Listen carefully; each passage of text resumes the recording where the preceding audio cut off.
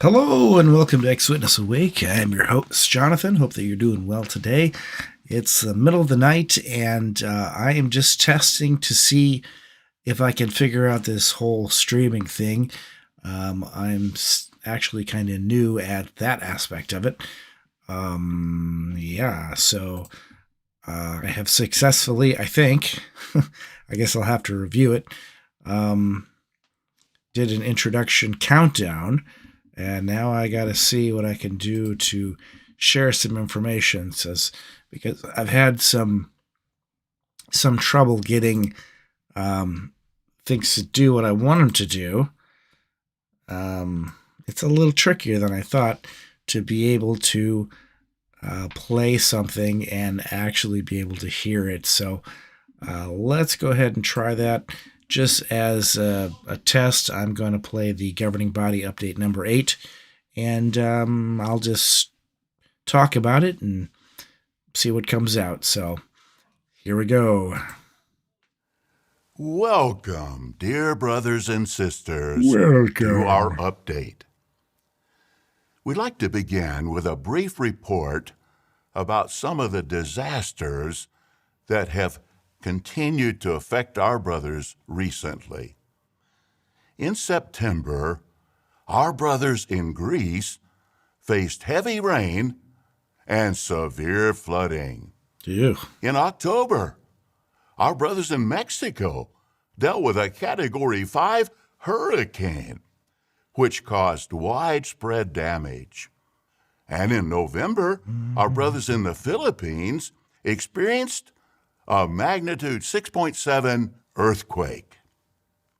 Sadly, as a result of the earthquake, one of our dear sisters died, and 10 brothers and sisters were injured.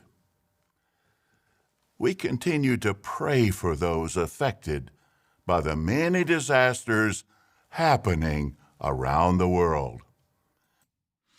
So you got to wonder if they are praying for everybody affected or just Jehovah's Witnesses. And actually, you don't have to wonder that hard, because we all know what the answer is to that. Because Stephen Lett likes to highlight Jehovah's Witnesses that are affected, the ones that were killed or injured and damaged to their homes, and especially to kingdom halls or branch offices, because that personally affects the organization.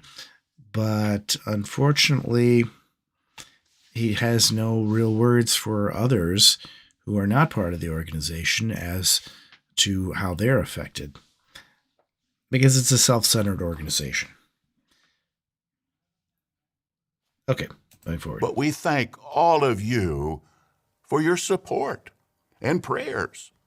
Some of you are working hard with disaster relief, and many more of you are making generous donations which allow us to provide the necessities for our brothers and sisters and to rebuild their homes and kingdom halls. Money, money, money, money, money. That's what it's about the money. So they want you to donate, but they also want to get that insurance money that they can get from the insurance companies for fixing these things that they didn't have to pay for any of the labor or the materials. Maybe the materials, but definitely not the labor to have it done. So it's a real good moneymaker. We're so grateful for your help. On behalf of the governing body, we say thank you. But now, for the rest of our update, let's discuss the theme, we recommend ourselves as God's ministers. This is based on 2 Corinthians chapter 6, verse 4. I have where a viewer. The Apostle Paul said, in every way, we recommend ourselves as God's ministers. What does that mean? So can you hear me note in this verse and says, hear the Greek verb what rendered we Stephen recommend Rubberface has to say? Conveys Just let me the know, idea we This is just meant to be a test, or so show ourselves hopefully it to be. turns out okay. But And I hope that your do we family show are well. ourselves as well. to be ministers of the true God. One important way is by our appearance. We all want to reflect well on the God we love Yeah, and he's worship. an odd bird. How do we do that? By following Bible principles. Following For Bible example, principle. Consider the principle recorded at 1 Timothy chapter 2, verses 9 and 10. Likewise, the women should adorn themselves in appropriate dress, with modesty and soundness of mind, not with styles of hair braiding and gold or pearls or very expensive clothing, but in the way that is proper for women professing devotion to God, namely through good works. Although that counsel is directed to Christian women, the principle applies equally to men and women.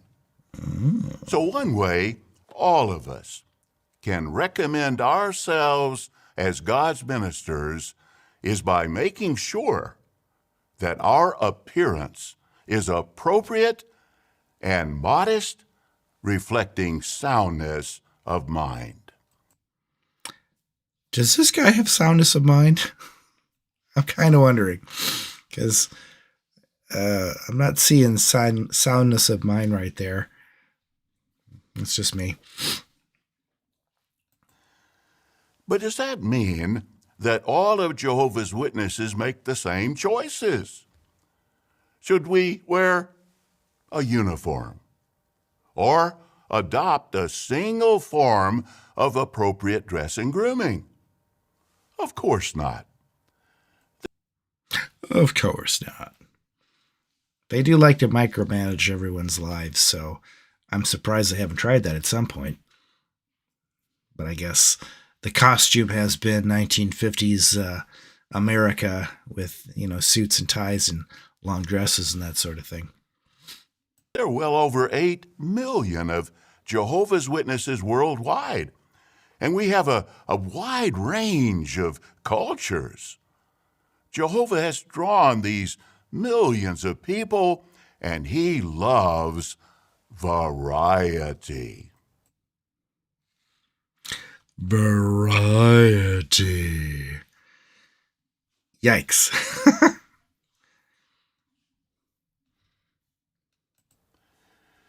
But now we ask, what about the wearing of a beard? Is that an appropriate choice for a brother to make? To help us answer that question, let's watch the following video about the wearing of a beard. Is that So what about the wearing of a beard? In the scripture that he used, he said that principle applies, but everything in there had nothing to do with a beard. So, appropriate choice for a brother to make? To help us answer that question, let's watch the following video, which reviews the history of beards among Jehovah's people. I think a better title for this video that he's sharing would be a history of the prohibition of beards in Jehovah's people, because while they're saying that some did wear a beard and other ones didn't, they kind of fail to show where it came from and why people in general have not been wearing beards up until just recently. In patriarchal times, it was customary for men to wear beards. This practice continued among the Israelites. An Israelite man would shave only when he was humiliated or grieving. Those are some sad beards, I gotta tell you. They're definitely plastered on. For example, when the king of Ammon humiliated David's servants by shaving their beards, David protected their dignity by telling them, Stay in Jericho until your beards grow back, and then return. Centuries later, the prophet Ezekiel shaved his beard and his head to symbolize the great distress and grief that would soon Yeah, if I saw somebody taking out a knife and shaving their head, I'd be like, yeah, I'm going to steer clear of that guy. afflict Jerusalem. What about Jesus? Did he too, as an Israelite, wear a beard? For some years, based on the conclusions of certain archaeologists, our publications most often portrayed Jesus as clean-shaven. But in 1968, the Watchtower considered more reliable evidence from both historical sources and the scriptures. None of the four Gospels indicate that Jesus' appearance stood out as different. He did what was customary among Jewish men at that time. He wore a beard. So remember, boys and girls, do what's customary in your neighborhood. And, they always said that you're supposed to remain separate from the world and that adopting certain customs would be harmful because you could stumble somebody. Sounds like a bit of a backtrack. Our videos and artwork in our publications ever since have consistently portrayed Jesus with a well-groomed beard. By the time the Christian congregation was established, the Romans had adopted the practice of shaving.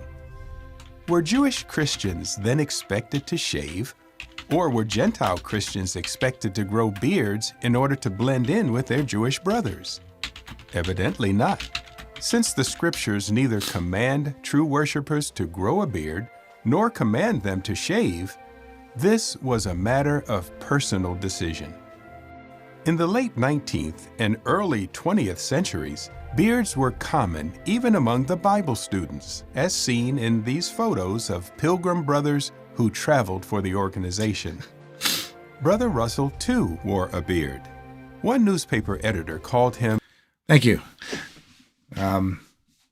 It's not quite the same with me doing this on my computer as it is streaming, so I had to see if it came out okay, if I sound like I got the right levels for how this is set up. So, like I said, this is just sort of a learning experience to try it out. I wanted to actually do a comprehensive breakdown of the whole beard thing, but I feel like I'm a bit late to the party on that one.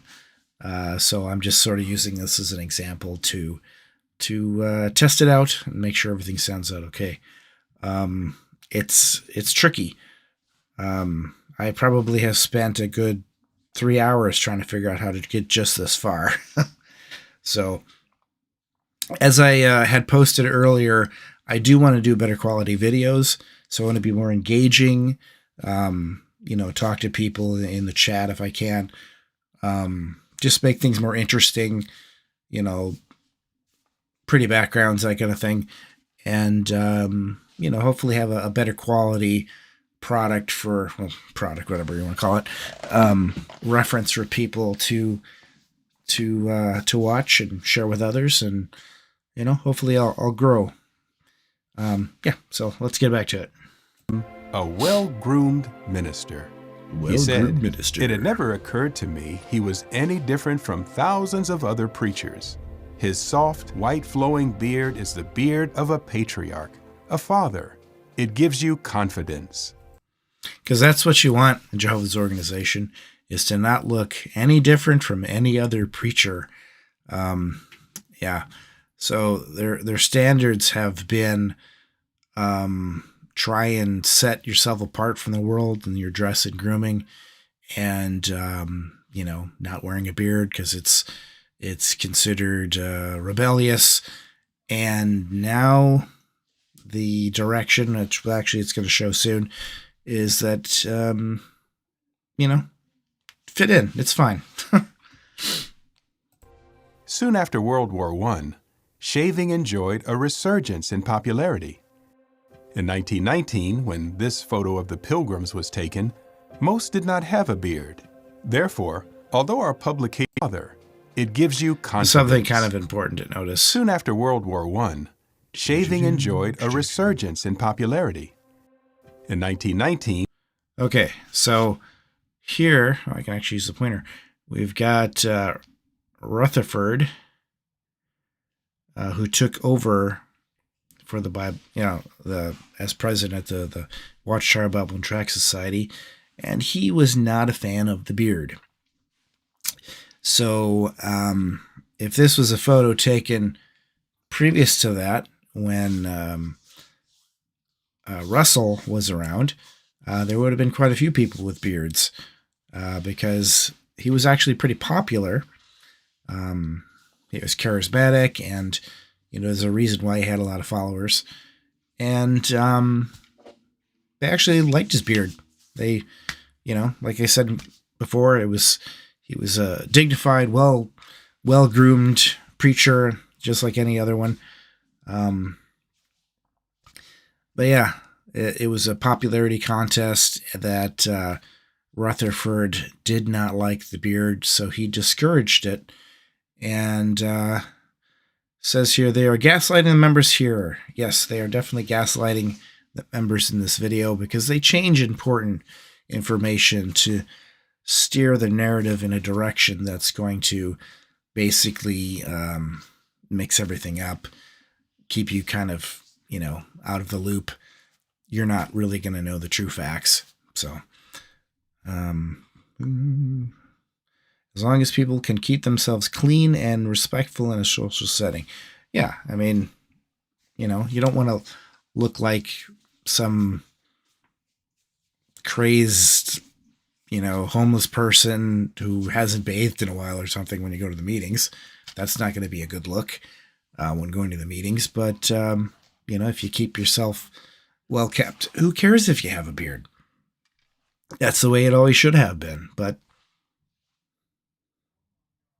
I'm doing okay, thank you. When this photo I appreciate was taken, you hanging out most with did not me. have a beard. Therefore, although our publication said little about the subject at the time, very few brothers grew beards.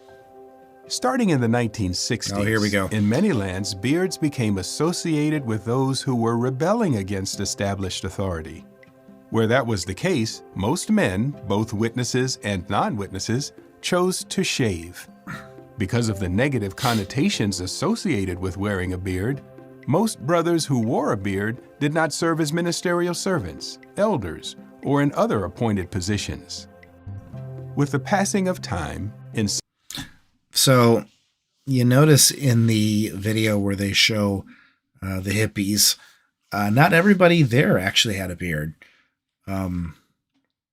Yeah, some people would wear a beard and just kind of, go against authority, but that wasn't everybody. So to say that, if you had a beard, somebody thinks, you're a dirty hippie or something, that's not really accurate. You get all kinds. So it would be the attitude of the people then that would be the thing that would be most noticeable, not what they got in their face, but, how they act towards authority. And if they're protesting or things like that, it's not going to be, this guy's got a beard. Anyway. Some lands, beards became more common and were not associated with rebellion. In those places, some brothers with beards were appointed as ministerial servants and elders. In recent times, the wearing of a beard has become common in many more lands. So, how should we view a brother who chooses to grow a beard today? It's like, yeah. I have a feeling this is from a shaving commercial or something, because, I don't know. Doesn't feel like a brother there. The video ended with an intriguing question. How should we view a brother who chooses to grow a beard today? The governing body has asked me to read the following announcement. Mm-hmm. A number of branch offices around the world have written to us indicating that there continue to be questions about whether or not it is proper for a brother in an appointed position to wear a beard. After prayerful consideration, the governing body has concluded that there is a need to clarify this matter. The governing body does not have an issue with brothers wearing beards. Well,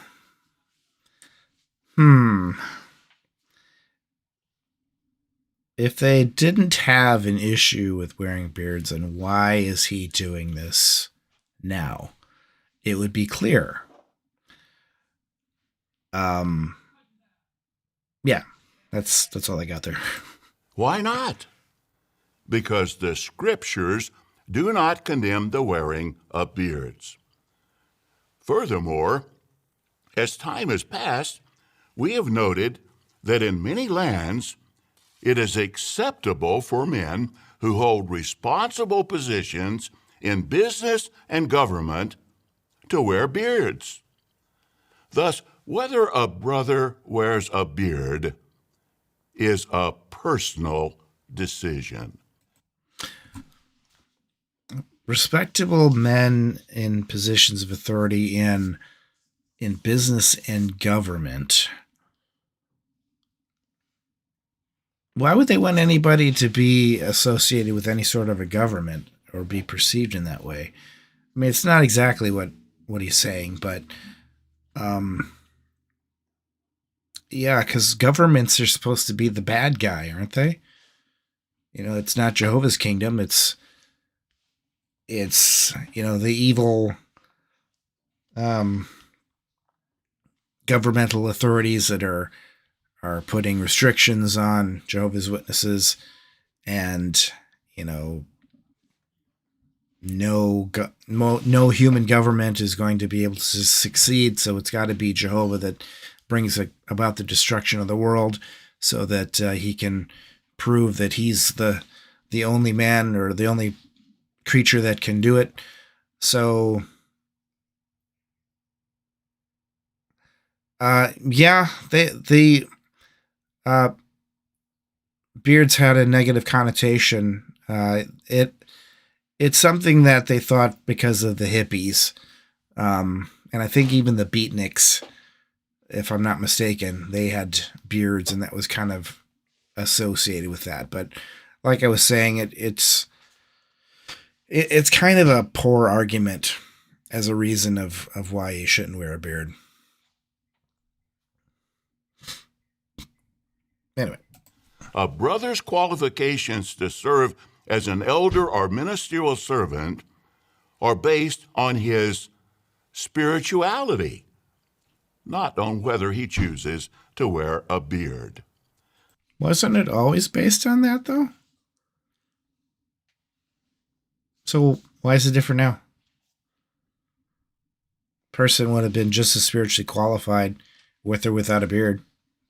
So why, as of a week and a half ago or whatever it's been, it's fine. But 2 months ago, oh no, can't have that.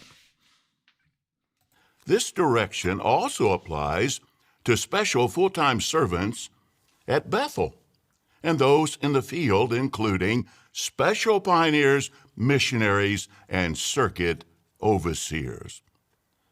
In harmony with Romans 14:4, neither the elders nor any other Christian should feel compelled to judge a brother who chooses to wear a beard. We trust that these comments will help us to remain on guard against anything that might cause division among Jehovah's people. But judging people is what Jehovah's Witnesses do best. They judge people quite a bit. So that's going to be a tough thing for them to break. They're quite used to judging people for, showing up to the meeting and they've got a little bit of a 5 o'clock shadow because they were running late from their job. And, then they are told, sorry, brother, you can't do your part tonight because you look a little shabby. But now it's going to be, it's fine. Sorry, but that fool Stephen Lett needs to come clean who they are speaking for. Yeah, they're definitely not speaking for Jehovah God of the Bible. They are speaking for themselves. This faithful slave that they're supposed to be, they just decided, yeah, we're it. And you're just supposed to follow them. I guess it's sort of like when somebody says they're anointed. Are you though? Well, you're not supposed to really ask them about that. You're just supposed to accept it. So clearly these anointed brothers in New York, yeah, they're definitely the ones that should be in charge of, 8 million people. Although I doubt it's 8 million people now. I think that they're fudging the numbers a bit because there have been quite a few people leaving. And I'd like to see the rest of the people leave, but, we'll have to give it time. Okay, let's see what else he has to say. End of the announcement from the governing body. This direction, however, may raise some questions. For example, here's one. Why is the governing body providing this direction at this time? Mm-hmm. Well, as recorded at 1 Corinthians 7:31, the Apostle Paul was inspired to write, "The scene of this world is changing." The study note on that verse. That's a really poor scripture to use because that could be applied to literally anything.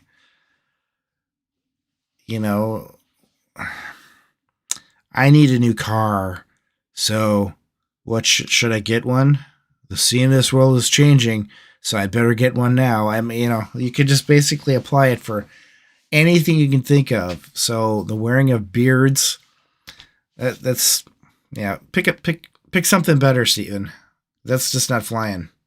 Shows that Paul may have been alluding to the way that scenes change swiftly in a theater, with actors passing quickly on and off the stage. In keeping with the principle. I also love how they use those, the weasel words? Maybe, we suspect, possibly. Well, yeah. This is probably what he meant, so we're just going to apply that to this situation, because I'm sure that's what he meant, but, it's talking about a play. We're 100% sure about that. Of Paul's inspired statement, grooming styles have changed over the years.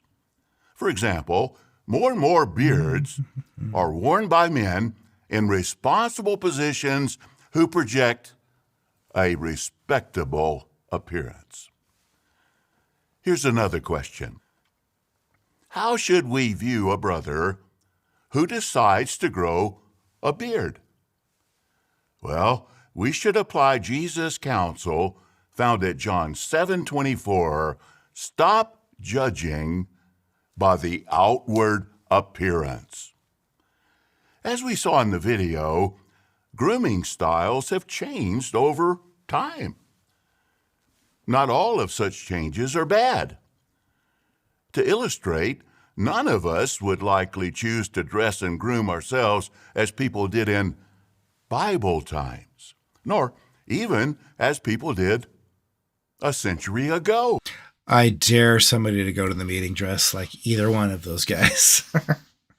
I would pay money to see that show, because I'll tell you what, they'll sure be judging those guys for dressing like, ancient characters. It'd be kind of fun. Yeah. Anyway. In fact, most choose to follow the styles that are prevalent now, not those from decades past. Generally speaking, it's not bad or wrong to dress and groom ourselves. So here's a style from decades past. The wearing of suits and ties. It's not as prevalent in business as it used to be. A lot of times it's business casual. So try and show up to the meeting wearing just a nice dress shirt with it buttoned down and no tie, and you're definitely going to get a talking to. So what you've got is a style that was popular in the 1940s and 50s where everybody wore a suit. So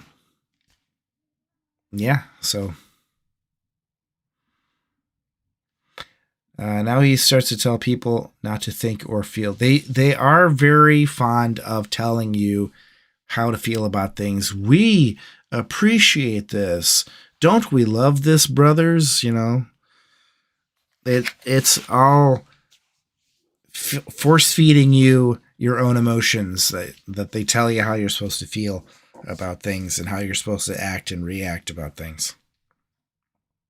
As people in our community commonly do, as long as that style does not violate Bible principles. We always want to be sure that our appearance reflects cleanliness. I don't think that showing up to the meeting in one of those, like an old Roman or somebody from the 1800s would violate Bible principles, but someone would judge them, wouldn't they? He just said they would. Modesty and soundness of mind. Here's another question. How can we promote unity in light of this direction? Well, after viewing this program, some might have to contend with strong feelings. For example, some might feel as though they've been vindicated, saying, in effect, this is what I've been saying for a long time. This proves that I was right all along. His face. Yeah. That's because people were right all along when it comes to this, because there is no basis in the Bible for preventing people from having a beard. It's just simply a method of control.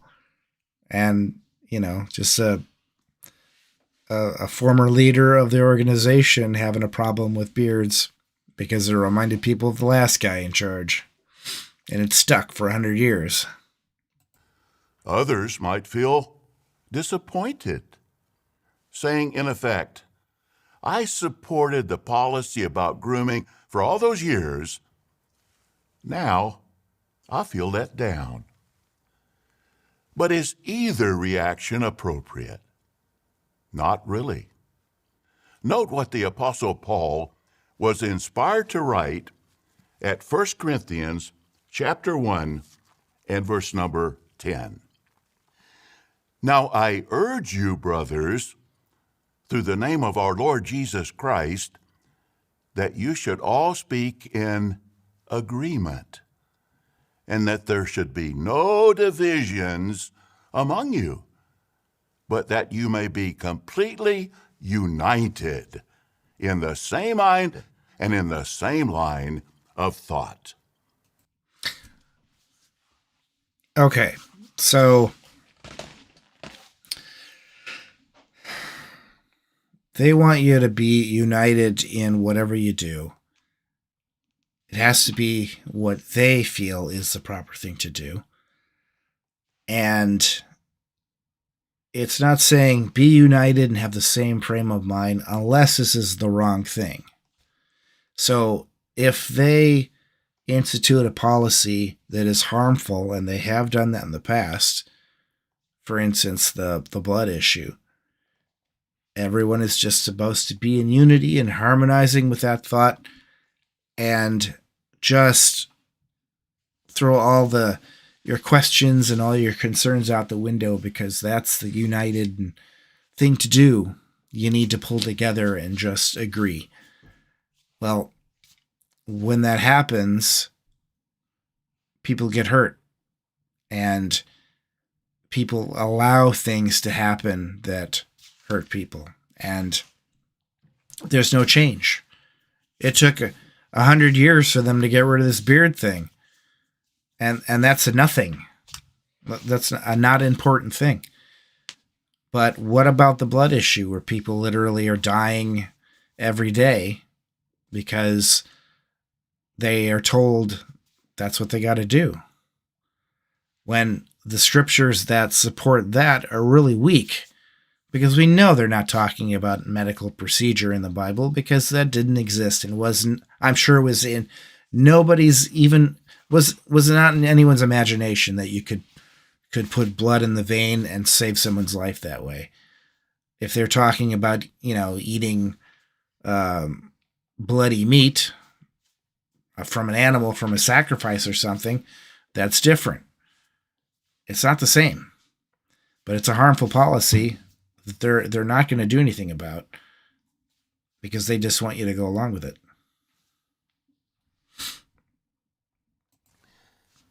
How does that principle apply here? Well, if we've been He's definitely promoting our own opinion on this subject, contradicting the guidance from the organization, have we been promoting unity? Have we helped the Brotherhood to be completely united in the same line of thought? Clearly not. Any who've done so need to adjust their thinking and attitude. On the other hand, if we've loyally supported the organization's direction over the years, do we have any scriptural reason to regret our course? Certainly not. Jehovah values our loyal service. He also appreciates our humble willingness to be obedient and submissive to the direction we receive from God's organization. Back in the 1st century CE, some Christians allowed the issue of circumcision to cause division. But the Holy Spirit directed the governing body to resolve that issue and promote unity. Similarly, the governing body today is striving to promote unity. We would never want the matter of beards to cause division among us. All of us need to remember that the earthly part of Jehovah's organization is always striving to reflect the heavenly part, to keep up with it, as it were. Remember how fast the chariot in Ezekiel's vision moved? Like flashes of lightning. Any who seek to run ahead of that chariot, trying to force change prematurely, or who lack. If you run ahead of the chariot, I guess you're going to get squashed by the chariot, because you're not being united. So you're just going to get run over by those eyeball covered wheels. Pretty gross. Behind, hesitating to support changes that have come from the faithful slave, are not keeping pace with Jehovah's organization. In conclusion, are we not grateful for this balanced direction regarding beards? Jehovah has dignified us. He allows each brother the freedom to choose whether or not he will wear a beard. We're confident. Except 2 weeks ago. 2 weeks ago, he didn't allow that, because you couldn't be an elder, you couldn't be a ministerial servant, you couldn't have a part on the assembly or the conventions if you had a beard, if you had stubble in that. And there's a lot of brothers who have a problem with shaving, because it actually hurts. I don't much care for shaving because it's rough on the skin, and you can tend to get infections and stuff, and it's just not great. And considering we're all, you know, certainly a certain part of the population is that's just comes out, you know, you should be allowed to have it. So why is it different now?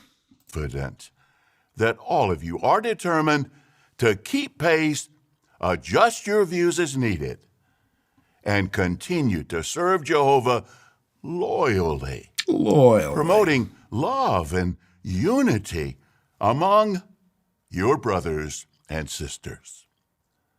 From the world headquarters of Jehovah's Witnesses, this is JW Broadcasting.